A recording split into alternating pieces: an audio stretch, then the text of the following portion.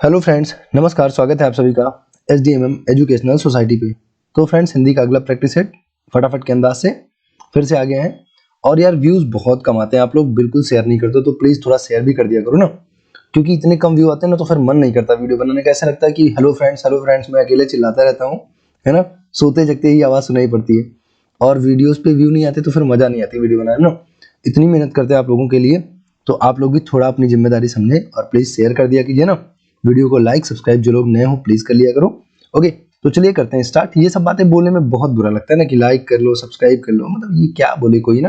अब आपको भी अपनी जिम्मेदारी समझनी चाहिए ना। चलिए कमान, क्वेश्चन लिखा है पहला, जितेंद्रिय का सही संधि विच्छेद क्या होगा, ये बताना है। जितेंद्रिय का सही संधि विच्छेद क्या होगा तो बताएंगे। आसान क्वेश्चन है। तो फ्रेंड्स, इसका जो सही जवाब हो जाएगा जितेंद्रिय का संधि विच्छेद ऑप्शन नंबर बी हो जाएगा। और अगर इसकी बात करें तो यहाँ पे गुण संधि हो जाएगी, ध्यान रखेंगे। संधियों की बात करें तो संधि 3 प्रकार की होती है, और स्वर संधि की बात करें तो स्वर संधि जो है 5 प्रकार की होती है। ये चीज ध्यान रखनी है। संधि 3 प्रकार की होती है। दो वर्णों के मेल से उत्पन्न विकार को संधि कहते हैं। दो वर्णों के मेल से, वर्ण की बात करें, दो वर्णों के मेल से उत्पन्न विकार को संधि कहते हैं। संधि 3 प्रकार की होती है और स्वर संधि 5 प्रकार की होती है। तो उसी में एक प्रकार होता है गुण संधि, है ना। तो उसी का एक प्रकार है गुण स्वर संधि ना। तो देख लेना इसको, ऑप्शन नंबर 20 का सही हो जाएगा। अगला क्वेश्चन देखेंगे 62 नंबर।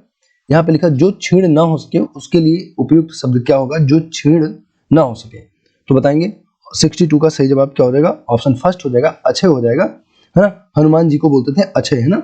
जो छीण ना हो सके, जिसमें किसी प्रकार की कोई कमी ना आ सके, हाँ, अक्षय बोलते हैं। अक्षय कुमार मार संघाला लूम लपेट लंक को जा रहा, आपने सुना होगा ना। तो हनुमान जी को बोलते थे अक्षय। हाँ, ओके जी। तो जो छीण ना हो सके अक्षय हो जाएगा। अगला क्वेश्चन देखेंगे, अर्श पर होना का क्या मतलब होता है। अर्श पर होना, है ना। अर्श का जो फर्श का अपोजिट होता है अर्श ना, फर्श का अपोजिट होता है अर्श। कहते हैं कि वो बंदा इतनी मेहनत किया कि वो फर्श से अर्श पर पहुंच गया, मतलब जमीन से एकदम आसमान पे पहुंच गया ना। तो बताना है अर्श पर होने का क्या मतलब होता है। अपने को बहुत बड़ा समझना, क्रोधित होना, प्यार करना, उद्देश्य की सिद्धि होना। आपको बताना भाई कि क्या हो जाएगा उद्देश्य की सिद्धि। 63 का सही जवाब ऑप्शन नंबर फर्स्ट हो जाएगा। अपने को बहुत बड़ा समझना हो जाएगा यहाँ पे। और ये हालांकि निगेटिव सेंस में यहाँ पे लिया गया, बाकी पॉजिटिव में भी इसका प्रयोग करते हैं ना। अर्श पर होना का मतलब होता है अपने को बहुत बड़ा समझना। नेक्स्ट है, छोटा करते थोड़ा, हाँ जी बताएंगे 64 बताएंगे। लिखा है कच्ची गोली खेलना। कच्ची गोली खेलना इसका क्या मतलब होता है आपको बताना है। श्लोकोक्ति का क्या मतलब है। तमाशा करना, अनुभवहीन होना, असंभव कार्य करना, या गोली ना सूखना, सुखाना ना, सॉरी, गोली ना सुखाना। तो बताएंगे क्या हो जाएगा। कच्ची गोली खेलना का क्या मतलब हो जाएगा। 64 का सही जवाब क्या होने वाला है। तो इसका मतलब हो जाएगा अनुभवहीन होना। कच्ची गोली खेलना मतलब हो जाएगा अनुभवहीन होना। इसी के लिए एक और यूज करते हैं, अंडे का शहजादा होना। अंडे का शहजादा होना भी होता है अनुभवहीन होना। और अनुभवी व्यक्ति के लिए पुराना चावल यूज करते हैं। पुराना चावल, पुराना चावल जो अनुभवी व्यक्ति होता है उसको बोलते हैं पुराना चावल। हाँ, और कच्ची गोली खेलना मतलब अनुभवहीन होना। अंडे का शहजादा होना मतलब होता है अनुभवहीन होना। हाँ, ओके भाई। नेक्स्ट क्वेश्चन देखेंगे। और असंभव कार्य करने के लिए कई बार यूज करते हैं हथेली पर सरसों उगाना, इसका यूज करते हैं ना। हथेली पर सरसों उगाना असंभव कार्य करना। उस पर बोलते हैं चांद पर थूकना, ये भी असंभव कार्य होता है ना। तो यहाँ पे देख लेंगे अनुभवहीन होना, कच्ची गोली खेलना। नेक्स्ट क्वेश्चन है 65 नंबर। लिखा है और अंडे का शहजादा ध्यान रखना बहुत इंपॉर्टेंट है। अनुभवहीन व्यक्ति के लिए वो भी यूज करते हैं। जो ना जाना गया हो, जो ना जाना गया हो, इसके लिए आप बताएंगे क्या वाक्यांश जो ये लिखा है। एक शब्द क्या लिखेंगे। अज्ञात, ज्ञात, ना जान, अनजान। तो ये तो बहुत आसान हो गया। 65 ऑप्शन की वजह से ये क्वेश्चन बहुत आसान हो गया। ऑप्शन नंबर फर्स्ट हो जाएगा, अज्ञात हो जाएगा, जिसके बारे में न जाना गया हो। बहुत आसान हो गया। अगला क्वेश्चन 66 लिखा है, फिल इन द ब्लैंक्स है। रिक्त स्थान की पूर्ति करनी है। देश के 50% से अधिक लोग गरीबी के डैश से ग्रस्त हैं। अनुपात से, परिपात से, अभिशाप से या श्राप से। तो बताएंगे भाई 66 का सही जवाब क्या होने वाला है। बहुत आसान क्वेश्चन है, अभिशाप हो जाएगा। गरीबी एक प्रकार की क्या है, अभिशाप होती है। तो गरीबी से आप बताएंगे कि देश के 50% से अधिक लोग गरीबी के अभिशाप से ग्रस्त है ना। श्राप क्या होता है, श्राप जब कोई आपको डायरेक्ट आके देता है, कहते जैसे कर्ण को दे दिया उनके गुरु ने ना कि जाओ जब तुम्हें युद्ध का काम पड़ेगा तुम अपनी सारी, तुम्हारी जितनी पावर है सारा फ्यूज हो जाएगा आइटम ना। तो ऐसे उसको श्राप दिया जाता है। और अभिशाप क्या होता है, जो कोई देना बस अपने मन से लग जाए उसको अभिशाप बोलते हैं। 67 नंबर, यहाँ पे भी फिल इन द ब्लैंक्स है। बताना भाई निराला की कविताओं में डैश और क्रांति का स्वर तेज है। आपको बताना किसका किसका, विद्रोह, विपक्ष, शत्रुता, दमन। तो निराला की कविताओं में विद्रोह, अब पढ़िए इसको, ऑप्शन डाल के पढ़िए, अगर ना समझ में आ रहा हो, विपक्ष तो कहीं से भी अच्छा लग ही नहीं रहा है ना। यहाँ पे देखिए निराला की कविताओं में विद्रोह और क्रांति का स्वर तेज है। अगला ऑप्शन पढ़ेंगे, निराला की कविताओं में शत्रुता और क्रांति का स्वर तेज है। और ऑप्शन नंबर डी है, दमन और क्रांति का स्वर तेज है। बताइए क्या हो जाएगा 67 का सही जवाब। तो कहीं ना कहीं आप देखोगे शत्रुता बहुत निगेटिविटी दिखाता है। भाई कविताओं में कोई शत्रुता के बारे में थोड़ा लिखेगा और किसी का दमन कर लो ये भी नहीं लिखेगा, तो ये भी ऑप्शन नहीं होने वाला है, विद्रोह हो जाएगा। क्योंकि ये पॉजिटिव है, ये सकारात्मक है। विद्रोह आप कब करते हो, जब आपके ऊपर अत्याचार होते हैं, आपको टॉर्चर किया जाता है, जबरदस्ती परेशान किया जाता है ना। बाकी सारे निगेटिव हैं। तो कहीं ना कहीं इस तरह से आप इस आंसर को सही कर सकते थे। निराला की कविताओं में विद्रोह और क्रांति का स्वर तेज है, बिल्कुल आसानी से इसको किया जा सकता था ना, आसान क्वेश्चन था। नेक्स्ट है 68, यहाँ पे फिर से करना है आपको, फिल इन द ब्लैंक्स करना है।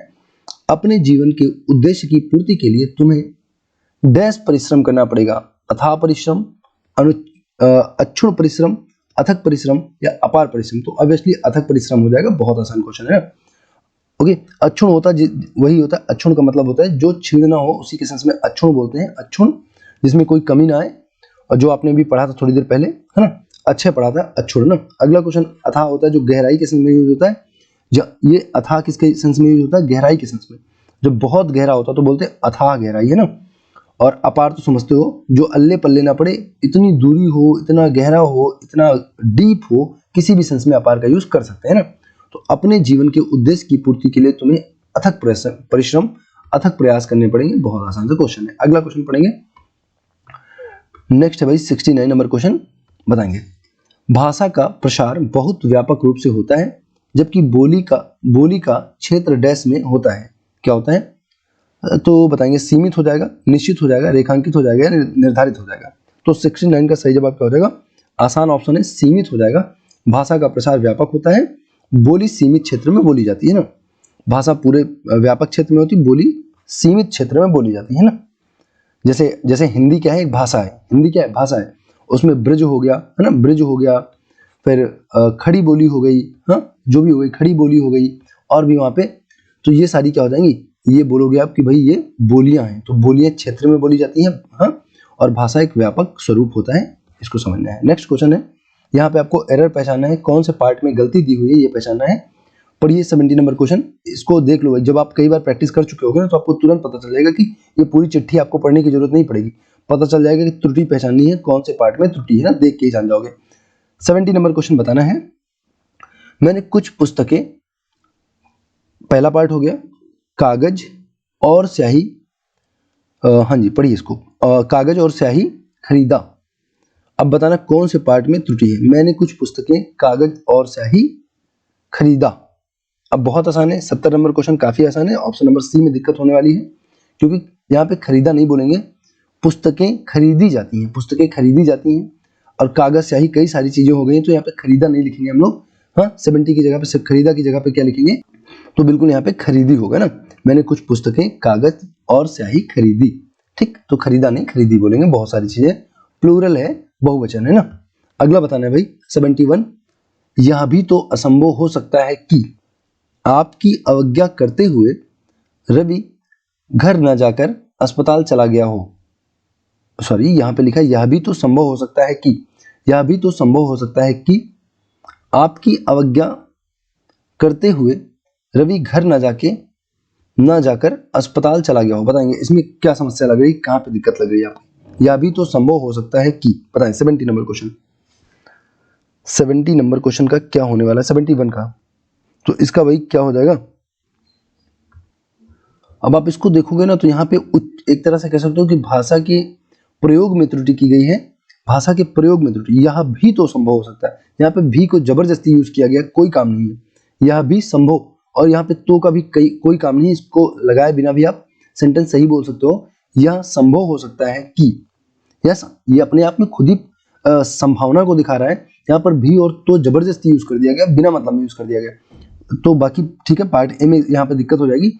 यह संभव हो सकता है कि, ऐसे बोलोगे, बाकी तो सब सही है इसमें ना।